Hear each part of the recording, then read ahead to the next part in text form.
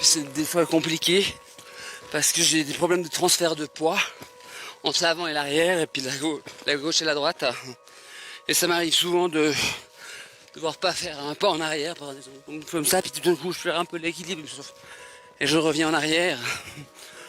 Donc il faut faire très attention parce que voilà, je suis adepte aux chutes.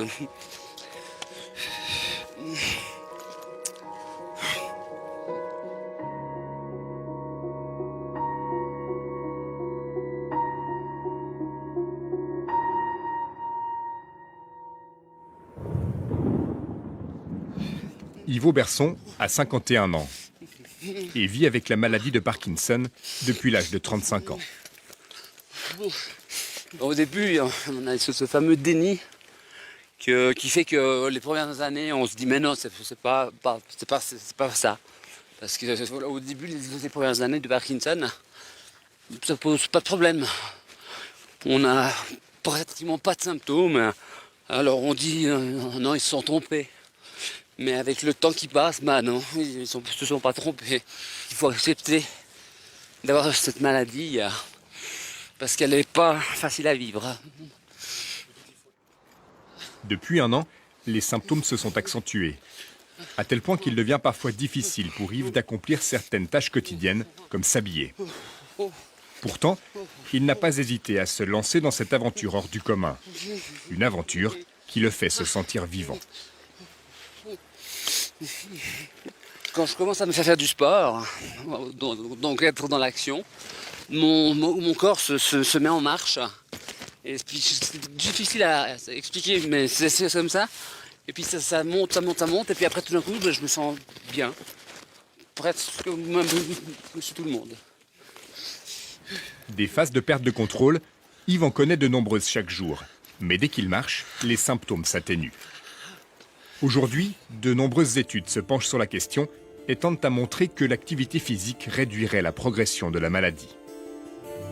C'est possible que l'exercice moteur donne des informations au cerveau et aide à maintenir une certaine activité biologique au niveau des centres qui sont le plus touchés, comme une sorte de feedback, si vous voulez, sur les zones qui sont atteintes.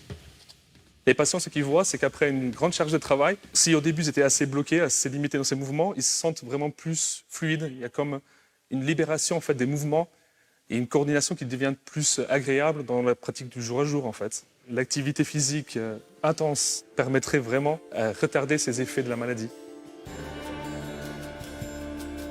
6 heures du matin. Nous retrouvons Yves pour l'un des rares moments de calme que vit le Nyonnais au cours d'une journée. Un répit souvent de courte durée. Les médicaments ne sont jamais loin. Il en consommera plusieurs chaque heure jusqu'à la tombée de la nuit. Des fois, on doit fermer des bouteilles. Bah, ça peut me prendre 5 minutes pour retrouver le trou, pour mettre pour fermer le tube de dentifrice ou des choses comme ça.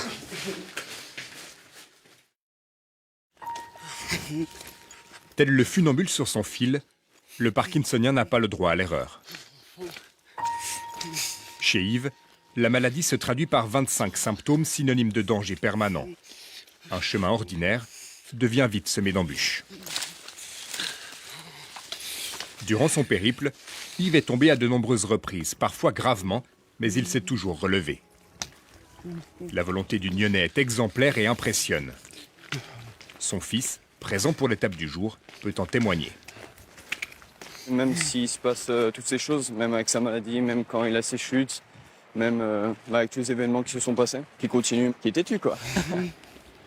En tout, Yves aura franchi une quarantaine de cols et de sommets au cours des 1000 km avalés durant son voyage. L'exploit donne le tournis.